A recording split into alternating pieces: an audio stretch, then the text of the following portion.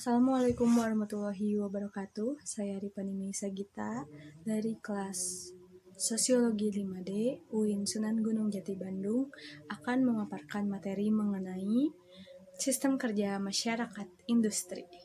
Yang pertama akan dibahas di dalam slide pertama, yakni pengertian sistem kerja dari masyarakat industri itu sendiri.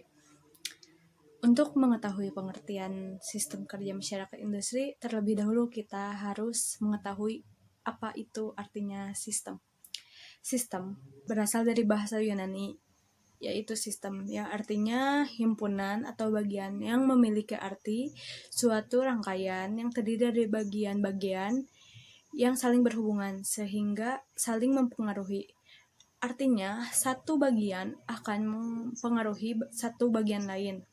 Seperti di dalam sistem motor, jika ada satu bagian yang putus, maka sistem yang lain akan terpengaruhi, sehingga si motor tersebut tidak akan menyala. Adapun sistem kerja di sini adalah serangkaian dari beberapa pekerjaan yang berbeda kemudian dipadukan untuk menghasilkan suatu benda atau jasa yang menghasilkan pelanggan atau keuntungan perusahaan. Dan dalam perusahaan, kita pun mengenal sistem kerja, yaitu bagaimana sih cara mengatur perusahaan dengan cara yang efektif juga efisien. Untuk mengatur perusahaan dengan cara yang efektif dan juga efisien, kita memerlukan komponen dalam sistem kerja, yaitu manusia, bahan, mesin, lingkungan kerja, dan ergonomi. 5 komponen ini mempunyai peran besar dalam efisiensi dan produktivitas kerja. Dengan kelima komponen ini, kita bisa mewujudkan sistem kerja yang efektif, efisien, aman, nyaman, dan produktif. Sebagai contoh, seorang operator pabrik menjahit baju tanpa mesin, memang produknya bisa dihasilkan, tetapi waktunya sangat lama daripada ia menjahit menggunakan mesin jahit.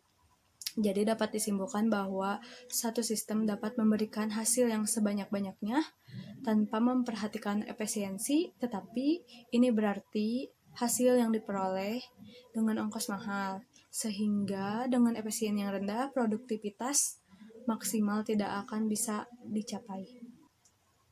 Lalu pada slide ini dibahas mengenai karakteristik masyarakat industri. Yang pertama, kohesivitas masyarakat industri. Masyarakat industri adalah masyarakat yang mengacu pada terjadinya revolusi industri. Perubahan yang paling nampak yaitu alih fungsi lahan pertanian menjadi kawasan industri. Ciri dari masyarakat industri ini, yang pertama, masyarakatnya berada di bawah kekuasaan teknologi. Jadi si teknologi ini sangat berpengaruh pada masyarakat.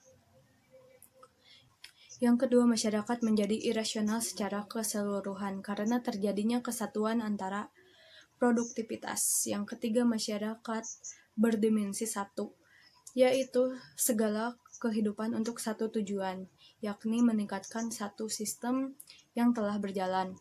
Yang keempat, kebutuhan palsu seperti lewat aneka macam promosi, iklan merek dagang. Yang kelima, citra atau image, seperti pemimpin negara yang saling bersaing untuk memperebutkan posisi agar ia dipilih sebagai presiden maupun gubernur atau pejabat negara yang lain. Perilaku masyarakat industri secara umum mandiri, mengurus dirinya sendiri, pola pemikirannya rasional, sistematis. Sebagian masyarakat mengakibatkan interaksi didasarkan pada faktor kepentingan, bukan faktor individu. Mereka cenderung menghargai waktu, hidup mandiri, hidup cepat, jam kerjanya pun jelas. Yang ketiga, budaya. Budayanya itu lebih condong kepada gaya hidup yang konsumtif dan hedonis, selalu membeli barang-barang yang tidak dibutuhkan. Yang keempat, sistem mata pencaharian. Di dalam masyarakat industri itu akan terdapat banyak perusahaan industri. Secara umum, sistem mata pencaharian sebagai pengolah atau pembuat barang-barang industri sudah tidak ada lagi bercocok tanam karena lahan pertanian berubah fungsi menjadi home industri dan pabrik-pabrik. Dampak penerapan sistem kerja lembur. Pada saat ini, sebagian besar industri menerapkan sistem kerja lembur. Disebut kerja lembur apabila jam kerja melebihi 8 jam.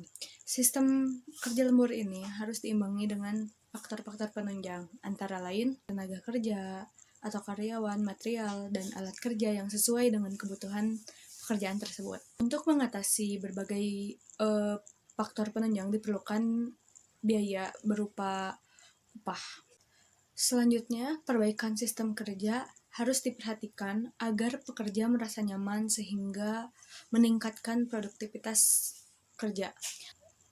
Lalu, kondisi dan lingkungan kerja harus diperhatikan juga karena dapat mempengaruhi perilaku pekerja. Yang terakhir, kondisi psikologis dan lingkungan kerja dapat mempengaruhi pelaku prakerja dalam menciptakan macam-macam kondisi psikologi pekerja karena semua ini bisa mempengaruhi pekerja sehingga bisa meningkatkan produktivitas dari pekerjaan tersebut. Sistem kerja lembur dan dampaknya. Mekanisme kerja lembur ini terdapat pada pasal 78 tentang waktu kerja dan upah lembur yang menyatakan secara tegas bahwa waktu kerja lembur hanya dapat dilakukan paling banyak 3 jam dalam satu hari dan 14 jam dalam satu minggu. Jadi ada mekanismenya dalam pekerjaan lembur ini. Dan ada juga kewajiban perusahaan dalam kerja lembur untuk karyawannya, yaitu membuat daftar pelaksanaan kerja lembur, membayar upah, dan memberikan istirahat yang layak. Selanjutnya dibahas tentang sistem upah kerja lembur dan dampaknya. Seperti yang kita ketahui bahwa kerja lembur itu adalah pekerjaan yang dilakukan oleh karyawan atas dasar perintah dari atasan yang melebihi jam kerja pada biasanya. Pekerjaan lembur ini dilakukan secara sukarela oleh karyawan untuk mendapatkan upah yang lebih. Dalam bekerja lembur ini menimbulkan dampak positif dan negatif bagi karyawan. Dampak positifnya mendapatkan uang tambahan, mendapatkan nilai lebih dari atasan, bahkan ada implikasinya pada karir. Namun ada juga dampak negatifnya karena pembagian waktu tidak proporsional karena waktunya lebih banyak di pekerjaan daripada di rumah sehingga perhatiannya berkurang untuk keluarganya. Pekerja yang sering lembur ini kebanyakan mereka yang memiliki kepribadian dengan tipe yang cenderung agresif, cepat marah,